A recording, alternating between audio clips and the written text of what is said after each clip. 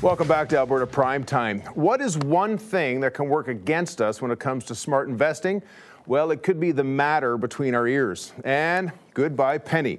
The federal government is halting circulation of the 1-cent coin. Will customers and businesses feel the change? Here to discuss is our weekly money panel. Joining us is Michael Ganley, editor of Alberta Venture Magazine, Russell Dratwa, a senior investment advisor with Canaccord Wealth Management, and in Calgary, Shafik Hirani, and he's with the Investors Group in Calgary. Good evening, gentlemen. Mark. All right, let's start with Alberta Venture Magazine. I'm sure you're pretty familiar with this bad boy right here. Yes. In this issue, you talk about some of the greatest roadblocks that we all have with regards to investment. Yes. Can you flesh that out for us also and put them on the table? Yes, I think the studies indicate that we're too emotional, that we need to be a little more Spock. We need to channel Spock and the rational side of us, the logic side of us. But what happens is we're prisoners to getting overexcited sometimes, being arrogant perhaps, and just not making the logical decisions based on the evidence. And that can hurt our portfolios up and down.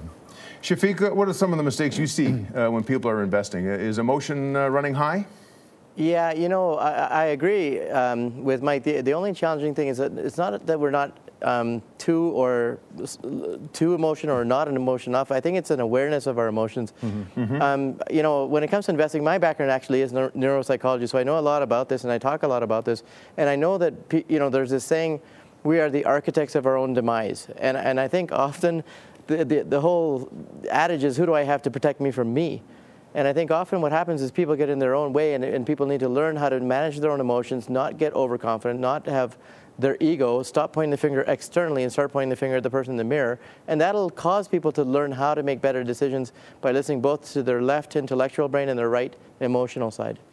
I'll have to throw how can we possibly do that on the table to everyone, but we'll start with you, Russ. How can we achieve what he's saying over there? Well, what I find when I'm doing with investors is that it's the source of information that's critical, and then that usually triggers fear or greed.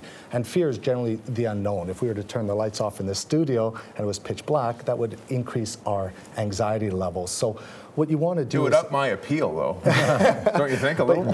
But you certainly want to take that unknown factor out. And it's difficult for people. They have time with their family and friends and hobbies to get to know what's truly in their investment portfolio so they understand it. It's a quantum leap for the average person. So with knowledge comes that diminishing of fear. So that's the challenge we have, is how do you get the knowledge of what you're investing? What is everyone scared of? Just the unknown. Like I said, there's so many unknowns in the investment world. For certain, what's going on in Europe, they've made no strides towards actually solving these issues. They're talking the talk. Americans, again, they've made no strides reducing their debt situation. So the key is, if a person has sort of a structure to where they want to take their portfolio, that takes a little bit of the anxiety away. But again, you really have to know what you're investing in this environment. So that leaves, for folks that are here that are in the investment business, what is your responsibility when it comes to helping people out? We'll start with our man in Calgary. You know, I think the goal of a good financial advisor is to help their clients make better decisions, and I think help them find out a little bit more about themselves. You know, psychologically, we all suffer from this thing called cognitive dissonance, which is basically, you know, Shafik can go get drunk today because tomorrow's hangover is Shafik's hangover problem. It's a different Shafik. Today is party Shafik. And I think our clients don't really connect themselves with their future selves. And, you know, like retirement's 30 years away. That ain't me, that's somebody else. And the further it out is, the less we connect with each other. So the financial advisor can help people be mindful that they are going to cross certain, you know, painful experiences in the future. Well, I think maybe it's avoiding the daily news sometimes. We're so immersed in the daily news, and we fluctuate back and forth dependent on that. There's an interesting quote from Leo DeBaver, who runs AIMCO, $70 billion under management of public money, who talks about the irrationality, the schizophrenia of the daily news. He reads the daily newspapers, but he can't make any of his decisions based on a political announcement or a press release. He needs to think 30, 40 years over the time, and I think that's what we really have a hard time doing, because we are inundated, say, with talk about RIM. What's RIM going to do? Should I buy RIM? Should I sell RIM? Well, you got to look below that to is RIM a solid, good, long-term investment? We only have a few more seconds before the first break, and then we'll talk about what's on all your radars these days. But first, before we go, part of the highlight in the magazine is talking about how Albertans tend to be defrauded a lot compared to other Canadians. Why is that? Yes, I think there are some tendencies there. Well, it was the Canadian Securities Administration that did a little look at this and said three things that happen.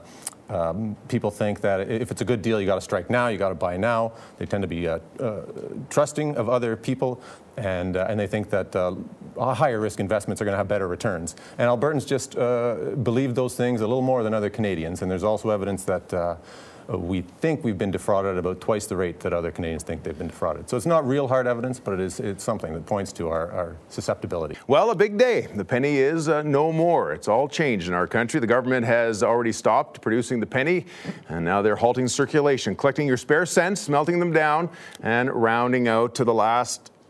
We'll find out what's happening with all of it with our business panel.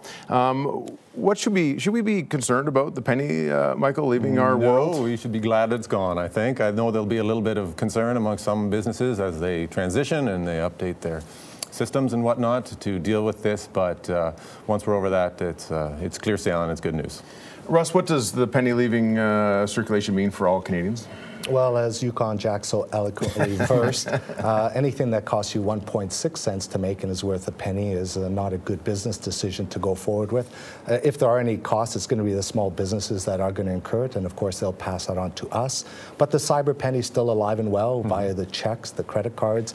My wife never has cash on her. She's constantly using her debit. She's more modern than me.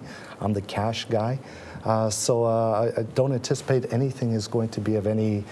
And the NDP is talking about getting rid of the nickel sometime down the line. They're proposing that. I don't think that's not going to happen anytime soon, but that's the next step. It's not going back to the penny, which through inflation has lost so much value over the years. Shafik, what should Albertans do if they have a bag of pennies in the house right now? What's your number one piece of advice? What's your investment advice there? You know, donate it. So it's probably not the best thing, but if you look at who's going to get hurt the most, you know, the Canadian Royal Canadian Mint is going to save about $11 million by this penny. They're going to collect about 60 billion pennies, which is around 60 million bucks. In a $1.7 trillion economy, that's not going to have much effect at all. It's not going to affect anybody's investments. A lot of people in the investment industry are very apathetic about it, but they're forgetting that where people are getting money from the penny is the Salvation Army and a lot of these. So if you have extra pennies, donate it. And what's the future for the nickel and the dime and the quarter? What I know you mentioned there is some legislation, potential legislation in the works. But what do you think is really going to happen with the change in Canada? Michael? I don't think anything for a long time now. This will be it until the water behind the dam builds up to where the pressure just bursts it. No, we won't see any more changes. Okay. Let's talk about what's on your radar. Russ, we'll start with you. What's in your mind, and what are you seeing out there that we should all know about? Let's talk about one thing. I know you're looking at some marketplaces, and there's some differences happening out there with old and new. What do you want to say about that? Two distinct markets, and it's starting to mirror 2012 quite vividly, where it's the investor seeking growth is going to be challenged.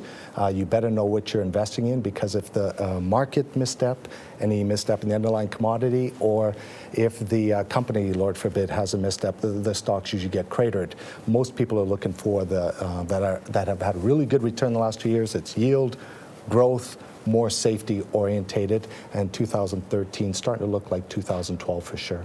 Right. What's your number one piece of advice? What we should do with relationship to that? Well, again, why fight it? I mean, if the tide's going out, I mean, there's no boat that's going to stay elevated. I mean, it is what it is. My first 15 years was in the conservative sector, and if it's doing well the last 2 years, then why fight it? But if you're going after pure growth, you better understand what the underlying investment holds and what the repercussions are if it goes wrong. Want to weigh in on that, Michael? I'll leave that to the stock market guys. Then Shafik, would you like to weigh in? I defer to Russ on that. Fair enough. Shafik, do you want to weigh in on this before we talk about what's on your radar?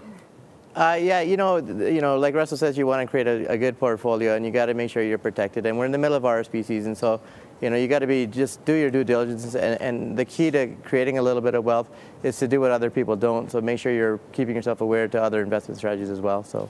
Okay, Russ, you want to weigh in? Well, one thing is there are usually some indicators that you should be aware of, and if we're coming near the bottom, nobody ever knows till after the fact. Right. But things that you might watch for, and Shafik, you can attest to this perhaps, when you start to see money move out of the conservative investments, when you start seeing them leave the bonds to these aggressive equities, that might be an indicator. That's not happening right now. There's more money coming into the equity, but chances are it's coming from cash and money markets. So you're not seeing a shift yet.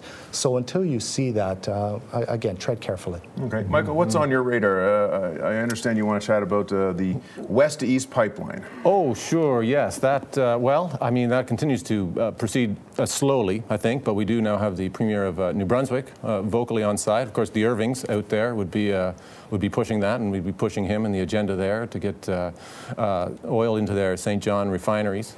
And certainly we've heard Quebec speaking out in favor of it too. I think it is going to happen. It's a matter of time. I think there's just too much pressure in favor of this, and it'll help us, of course, deal with our bitumen bubble, as our Premier likes to refer to it. And so from all kinds of standpoints, it just makes too much sense not to proceed, I hope.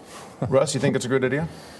I mean, this Keystone thing is more important to Canadians. I mean, there's a lot of smart people that are going to take this oil someplace, yes. Whether it's west, whether it's east, whether it's south. I mean, the Americans don't have the priority with Keystone that we Canadians certainly do. Right. But it is going to go someplace. It's just when. It might go east, because we haven't had that proposal yet. There could be a Western proposal. I'm just joking. Okay, Shafik, let's talk about what's on your radar and the things that you want to put on the table right now. You know, I'm also looking at that pipeline. The Premier of New Brunswick is in town, David Alward, and they're talking about the Irving pipe refinery out east, and TransCanada would be the one switching a gas pipeline down east. And if BC doesn't want it and they want too much money, well, Alberta has other ways to ship the oil. So this is very exciting news. Like Russ said, it's a little bit down the road, and we're talking a very long process. Alternatively, I'm also looking at what's going on in the Canadian markets. If you look at new home prices and new home starts, we're expecting 200,000 new home starts. That would be a positive number for the Canadian currency, as well as the European monetary policy is being announced on Thursday. That should affect a lot of clients with European holdings, and hopefully prop the euro itself up in the currency. Any final words on Shafik's thoughts before we finish up for the night? Good, Mark. Thank you. Okay. Russ? Tread carefully. The American have pushed that debt ceiling. It's targeted now to hit May, so nothing's been solved. They just announced some numbers out of Spain. Unemployment's over 10%, and in their young adults, it's my understanding it's close to 50%. I mean, it's absurd. Nobody's really dealing with the issues yet. Everybody just seems to have this comfort that all the cockroaches are in the open, which is rarely the case. Appreciate it. We'll hold it there for now, gentlemen. Thank you for your time, and we'll talk to you again. Thank you. Thank you, Mark. Thank you. Michael Ganley is editor of Alberta Venture Magazine. Russell Dratwa, senior investment advisor with Canaccord Wealth Management. And in Calgary, we have Shafik Hirani, who is with the Investors Group in Calgary.